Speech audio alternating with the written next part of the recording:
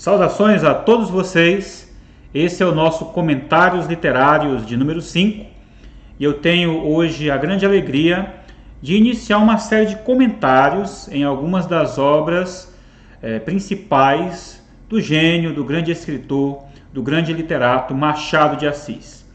E nós não poderíamos deixar de iniciar esta série falando da sua obra, que é um marco no realismo brasileiro, que é exatamente a obra Memórias Póstumas de Brás Cubas. Eu reli esse livro, acho que já é a terceira ou quarta vez que eu tenho a oportunidade de reler, mas dessa vez agora nessa edição de luxo, né? Com ilustrações do Cândido Portinari, uma edição da Antofágica, uma editora que caprichou nessa edição aqui, uma edição muito boa mesmo e que você certamente irá se beneficiar com a estruturação, com a editoração, com a forma como o texto foi colocado aqui nesse livro. O livro foi escrito inicialmente em forma de folhetim, né, publicado em um jornal importante do Rio de Janeiro, e depois foi reunido cada um então daqueles capítulos do folhetim e foi reunido e transformado na obra que contém 160 capítulos, intitulada Memórias Póstumas de Brás Cubas. Aqui Machado de Assis inicia então uma forma ímpar de fazer literatura, né, a partir da perspectiva da morte, a partir da perspectiva de um defunto autor, que não só faz, vamos dizer assim, muita graça e traz um ar humorístico à coisa, mas também tem toda aquela despretensiosidade de alguém que não está preocupado com normas, com etiquetas sociais e que pode falar de tudo porque não precisa dar satisfação a mais ninguém da sociedade vigente.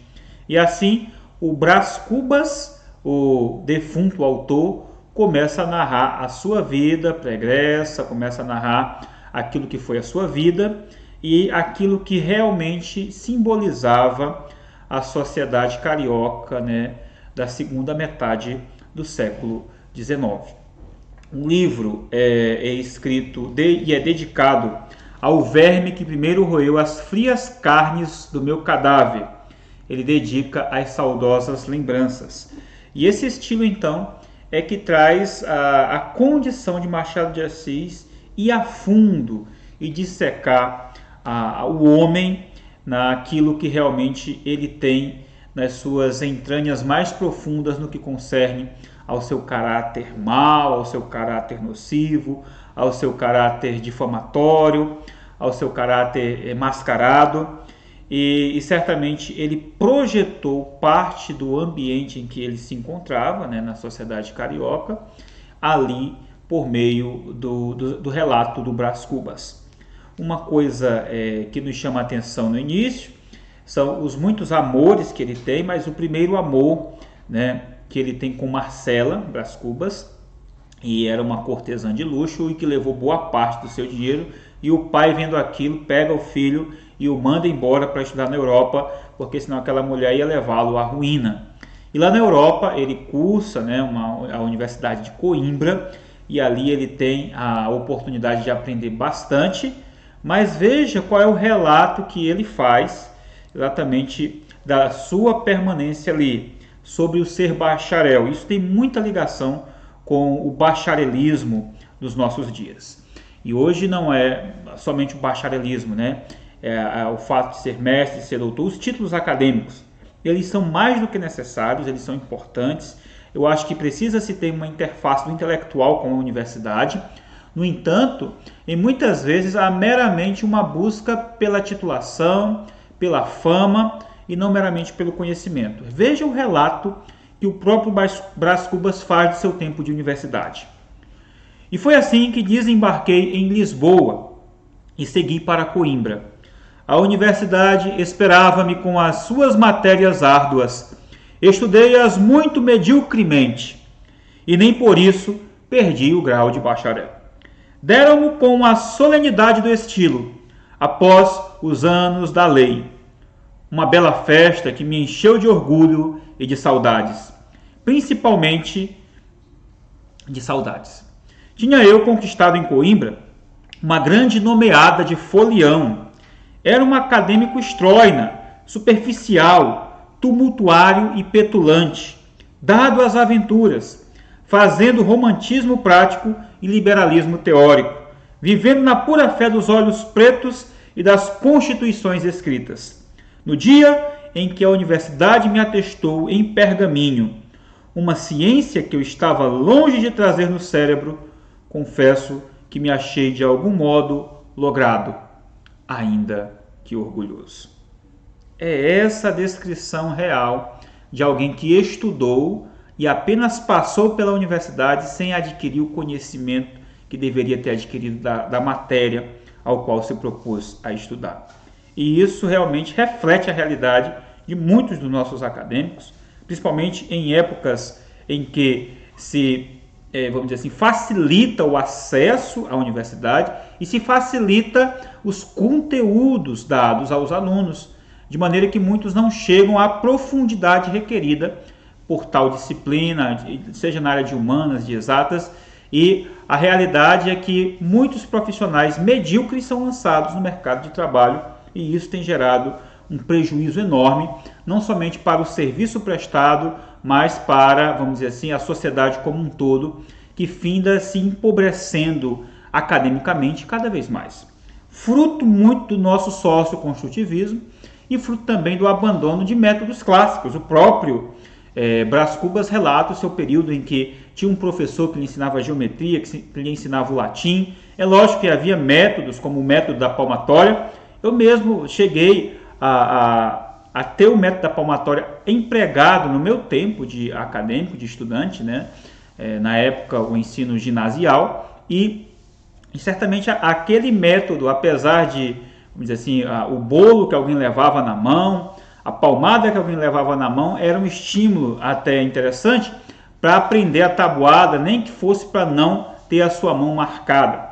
No entanto, o fato é que muito desses métodos antigos tinham sim um viés um tanto quanto, vamos dizer assim, ameaçador para o aluno, mas hoje, sem ameaças nenhum, o aluno fica livre para estudar ou não estudar, fica livre ao seu bel prazer. E sem o incentivo de uma cultura real, de uma alta cultura, muitos alunos se perdem.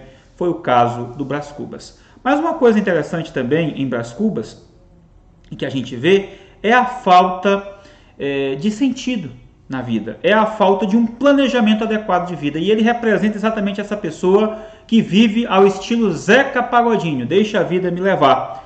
E vai vivendo de qualquer forma, sem projeções, sem ambições, sem algum planejamento específico, que o torna uma pessoa no futuro frustrada por ter levado uma vida à toa, sem uma devida análise, sem uma devida projeção, sem um devido plano. E isso o torna frustrado no final. Seu pai queria que ele fosse deputado, queria que ele fosse casado, queria que ele seguisse carreira. E ele era um homem, aqui vemos um homem rico, um homem de posses, um homem que era da alta sociedade, um aristocrata, mas que, mesmo nem por ser aristocrata, conseguiu se dar bem na vida, né? Mostrando que as mazelas sociais não atingiam apenas os escravos, não atingia apenas a população de baixa estirpe, mas também atingia a população da classe alta, da elite carioca. E isso se reflete numa vida sem sentido, que o próprio Brás Cubas foi levando, muitas vezes iludido pelas facilidades que tinha, do dinheiro, da boa comida, e tudo aquilo o enganou ao ponto de levá-lo a manter uma vida sem um padrão moral, sem uma tessitura e uma envergadura acadêmica adequada, sem um planejamento devido, e calhou nas múltiplas frustrações que ele foi acumulando. Muitas pessoas têm essas frustrações também, porque carecem de um devido planejamento e carecem de pensar na vida a partir da perspectiva da morte.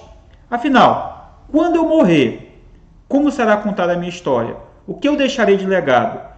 O que constará no meu necrológio, se alguém escrevê-lo a respeito da minha vida? E aí eu falando um pouco sobre isso, eu escrevi: o exercício do necrológio tem ligação com isto aqui. né, a ideia de que o necrológio é um plano de vida pensado a partir da perspectiva da morte, e a partir disso você então traça um planejamento para a sua vida, esperando que no futuro, quando você morrer, todo aquele plano seja de fato executado. E muitos fazem esse plano e podem até morrer antes, mas da perspectiva cristã, nós que somos cristãos, sabemos que esse plano deve visar a glória de Deus e deve estar ligado aos dons e talentos que possuímos e à vocação para a qual fomos chamados, coisa que Brás Cubas não tinha. Então, ele passa então a ter um momento de deleite com uma senhora que ele até a cortejou, mas que depois findou perdendo para uma pessoa de alta estirpe, né? E por isso mesmo, depois, uma paixão avassaladora toma conta dele e dela, Brás Cubas e Virgília, e eles findam tendo um caso de adultério. Um adultério que é tomado na surdina, que tem uma cúmplice, uma senhora chamada Dona Plácida, que mora numa casa alugada por eles, para ter então ali uma espécie de subterfúgio para um encontro às escondidas, sem que ninguém soubesse. E ali eles realizam isso com muito medo, com muita ânsia, o medo de serem descobertos, mas ao mesmo tempo em que havia o medo de ser descoberto, a paixão e o desejo de gozar daquele prazer oculto, daquele prazer proibido, foi muito maior do que o desejo então de cumprir um papel social. E ele visa aquilo como uma grande proposta e ele traça o seu plano de vida em torno de um adultério. Se no romance Dom Casmurro há ali uma incerteza quanto ao adultério, aqui temos o adultério vivenciado em suas últimas circunstâncias, ao ponto de eles até planejarem viajar juntos, dele seguir como secretário do marido de Virgília.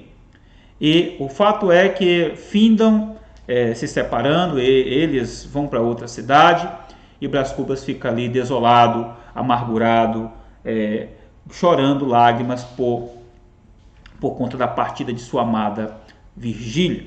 E um ponto para reflexão, e o que o Machado coloca aqui, é a vida dúbia e a vida dupla dos cidadãos que viviam em dois mundos, aquilo que o Francis Schaeffer chama exatamente de andar superior e andar inferior, andar de cima e andar de baixo, e findam vivendo no andar de baixo, tentando negar o andar de cima, quando na verdade a angústia brota do coração e demonstra que a satisfação daqueles prazeres extemporâneos não são capazes de trazer realização a um coração sedento.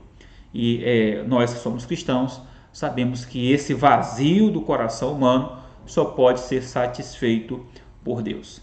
Ele por fim então entra na política, se torna deputado, puxam-lhe o tapete, né? E aí entra um personagem que vai ganhar um contorno no outro livro, que é o Quincas Borba, amigo de Brás Cubas.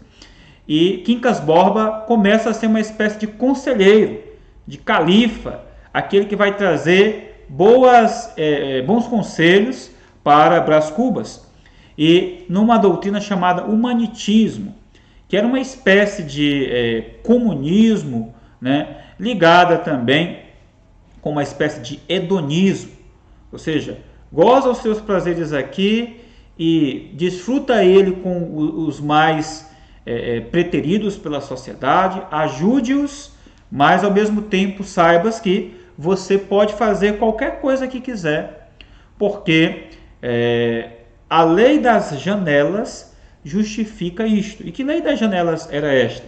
Era que quando se fecha uma janela, se abre outra. É o caso de Dona Plácida, né? Cuja origem pobre é justificada por Brás Cubas, simplesmente pelo fato de que ela serviu para ser aquela que iria, vamos dizer assim, acobertar o romance escondido. Então justificou-se uma vida inteira de sofrimento num momento em que ela serviu de utilidade. Há um utilitarismo implícito também nesse humanitismo. E quando puxam o tapete de Brás Cubas na política, e ele fica indignado, querendo se vingar. O Quincas Borba lhe dá o seguinte conselho: olha, não precisa se vingar não, você apenas monta um jornal e ali você faz o que você bem entender. Então ele monta aquele jornal e finda que no final das contas o jornal não está certo, ele finda se perdendo e ali ele dá vazão às suas mágoas, às suas batalhas. Faça disto a sua batalha, né? E ele fez disto a sua batalha e findou então se perdendo, porque batalhou contra, vamos dizer assim, um sentimento de angústia que aflorava no seu interior, vindicando vingança. E quantas pessoas não são movidas por um desejo de vingança e crescem socialmente para se vingar de alguém, para demonstrar algo a alguém, simplesmente no afã então de se sobreporem àquela pessoa, né? E se de repente aquela pessoa morre, ou aquela pessoa muda de cenário, ou aquela pessoa não está presente para ver a glória dela, essa pessoa se frustra, porque a sua vitória dependia de que o outro visse aquilo, né? E de repente o outro pode até ver aquilo com indiferença, não está nem aí para o que acontece, e as pessoas são movidas muitas vezes pelo desejo de refletir no próximo algo da sua vitória e de ter refletido um retorno do próximo, como que se o próximo dissesse: que bom que ele está aí, pena que eu não aproveitei a amizade com ele. E é mais ou menos o que ele sente quando ele encontra futuramente a Marcela, já cheia de cicatrizes pela doença e pela velhice, já não tão bonita, e é como se a gente percebesse no recôndito da alma de Brás Cubas um bem feito escondido. Talvez ele estivesse dizendo: bem feito por tudo o que você fez de mal contra mim, me seduzindo, roubando meu dinheiro, e agora está aí acabada e eu ainda estou bem. E quando a pessoa diz bem feito para o outro, ela se esquece que um dia também vai se acabar. Ela se esquece que um dia também vai morrer. E Brás Cubas consegue zombar disso porque já está morto, mas naquele momento em que ele estava ali vendo Marcela, certamente ele não percebeu isso e só pôde talvez se regozijar com o fato de vê-la ali acabada. O fato é que ele vai se perdendo socialmente, ele vai cada vez mais se desencontrando naquilo que ficou conhecido como vamos dizer assim, embotamento do indivíduo, né? É como se o indivíduo fosse se auto-perdendo, se auto-sabotando. E é isso que acontece com Brás Cubas. E é por isso que essa ontologia do autoabandono, que é referida por alguns teóricos, é tido como um momento de crítica a Machado de Assis. Você não vê nenhum herói, nenhum ato heróico nas personagens de Machado de Assis. Você só vê o pior da sociedade sendo refletido nesses personagens. Brás Cubas se autoabandonando, Bentinho cheio de mágoas, né? Você percebe, por exemplo, um Simão Bacamarte, né, enlouquecendo, e você só vê o pior da sociedade nessas personagens. E por isso ele foi criticado, inclusive por Martim Vazquez da Cunha. Mas é lógico, mesmo com esse autoabandono das suas personagens, nós podemos perceber que ele conseguia captar bem o coração da sociedade e colocar isso no papel. E isso traz ferramentas para nós analisarmos a nós mesmos, para sabermos se nós de fato também não estamos vivenciando esse autoabandono nas nossas vidas, muitas vezes escondida em pensamentos que não são tão conscientes para nós, e ao ler a obra nós vemos: rapaz, se eu não me cuidar, eu vou cair nesse mesmo tipo de pensamento, nesse mesmo tipo de vício, nesse mesmo tipo de atitude. E assim então é que o Brás Cubas termina negando tudo aquilo que possuiu, que tentou possuir, que nunca conseguiu. Em um último momento ele tenta um emplasto, né? Conseguir aí emplacar um emplasto que o tornaria famoso. E ele não morre tanto da pneumonia que o acometeu, mas da ideia fixa do emplasto, daquela ideia fixa de ficar famoso. E por isso mesmo ele cai doente e ele não consegue resistir, recebe a visita de Vigília e ali cai por terra todas as suas tentativas de se dar bem no matrimônio, na política, socialmente, como indivíduo, como ser humano, ele morre embotado. E isso serve de reflexão para nós no capítulo das negativas. Olha o pessimismo dele no final da obra. Eu vou dar o spoiler do final.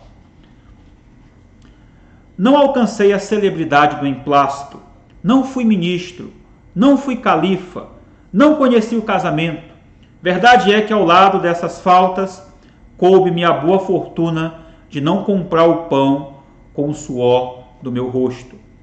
Mas não padeci a morte de Dona Plácida, nem a semidemência do Quincas Borba. Então ele vê alguns consolos para a sua alma. Mesmo que ele não tenha atingido o seu objetivo, pelo menos ele viveu bem, teve uma vida de regalias. Ele não se tornou um demente, um louco. Ele não se tornou uma pessoa frustrada e triste, que sofreu grandes agruras e grandes, vamos dizer assim, amarguras na sua vida, como a Dona Plácida. Somadas umas coisas e outras, qualquer pessoa imaginará que não houve míngua nem sobra e, consequentemente, que saí quite com a vida. E imaginará mal. Porque, ao chegar a este outro lado do mistério, achei-me com um pequeno saldo. Quer dizer, eu não me dei mal não, eu me dei bem. E que saldo foi esse? Que é a derradeira negativa deste capítulo de negativas. Não tive filhos, não transmiti a nenhuma criatura o legado de nossa miséria. Quer dizer, o livro termina em um niilismo total, em uma total falta de sentido na vida. Tudo fruto não da vida per si, mas das experiências frustrantes que o próprio indivíduo obteve por simplesmente não encabeçar, não encetar um projeto de vida autêntico que o fizesse mais humano, e sim se entregar e se abandonar aos ditames que as circunstâncias exteriores e interiores lhe deram. E ele não lutou para, vamos dizer assim, se redimir, sobrepujar aquelas circunstâncias adversas. E isso o levou à miséria moral, à miséria espiritual e a essa morte cheia de negativas, a chegar ao outro lado, cheio de falta de perspectiva com a humanidade. Ele mesmo que dizia, falava da falta de perspectiva da sua família, da falta de perspectiva de tantos outros, e ele disse que não transmitiria a miséria dessa humanidade a outros seres humanos. E muitas pessoas pensam assim, que não há sentido na vida, eu não vou me casar porque o ser humano é mau, e vem o mal exatamente em todo ser humano, menos em si mesmo. Acham-se soberanos, acham-se donos de si, e por isso mesmo findam morrendo no ostracismo, cheios de mágoas, cheios de ressentimentos, sem um sentido à vida que o fizesse viver melhor para o bem do próximo e da sociedade, para nós que cremos em Deus, para a glória de Deus. Esse livro nos ensina muito sobre o dever de refletir a partir da perspectiva da morte. Você não é eterno, um dia você vai morrer. Segunda coisa, esse livro nos passa a fazer refletir sobre a necessidade de uma vida planejada, de uma vida em harmonia com os preceitos os quais cremos. E a necessidade de viver uma vida que reflita as nossas crenças. Porque quando fugimos daquilo que cremos e tentamos viver uma vida dupla, aquilo nos torna esquizofrênicos, aquilo nos torna embotados e aquilo nos faz tornando mais dementes ao ponto de terminarmos frustrados e alheios à realidade, porque quisemos viver uma vida dupla. E se você viver uma vida autêntica, mesmo que passe por muitas dificuldades e sofra com os sofrimentos e que a vida venha a lhe ocasionar, se a sua vida for autêntica e calcada em Deus e centrada em Deus, você vai poder chegar ao final dela e dizer: vivi para a glória de Deus, e viveria novamente outra vida para a glória de Deus, mesmo com todo o sofrimento que a mim foi ocasionado. E terei filhos e os educarei, mesmo com todas as dificuldades, transmitindo, lógico, a herança pecaminosa, mas transmitindo conjuntamente os ensinos da Sagrada Palavra de Deus. Mesma coisa aqueles que têm uma vida. Agora, quando o indivíduo vive em dois andares, quando o indivíduo se autoembota e quando o indivíduo se deixa entregar pelo ritmo das circunstâncias, então ele termina em niilismo total. Que esse niilismo não atinja a sua vida e que Machado de Assis, que é muito criticado, mas que conseguiu escrever um livro que expressa muito da realidade de todos nós, nos venha então trazer essa reflexão de que nós devemos ter um planejamento adequado, vivermos vidas autênticas e assim fugirmos então da ontologia do autoabandono. Se você quiser um livro também que possa lhe guiar na biografia e nas obras de Machado de Assis, eu indico o livro Machado de Assis, Estudo Crítico e Biográfico, da Lúcia Miguel Pereira, uma grande biógrafa, uma grande estudiosa de Machado de Assis. Muito obrigado, esse foi o nosso 5º comentário literário e eu espero que você tenha gostado e em breve estaremos aqui para falar mais da obra de Machado de Assis. Um abraço a todos e até a próxima, se Deus quiser.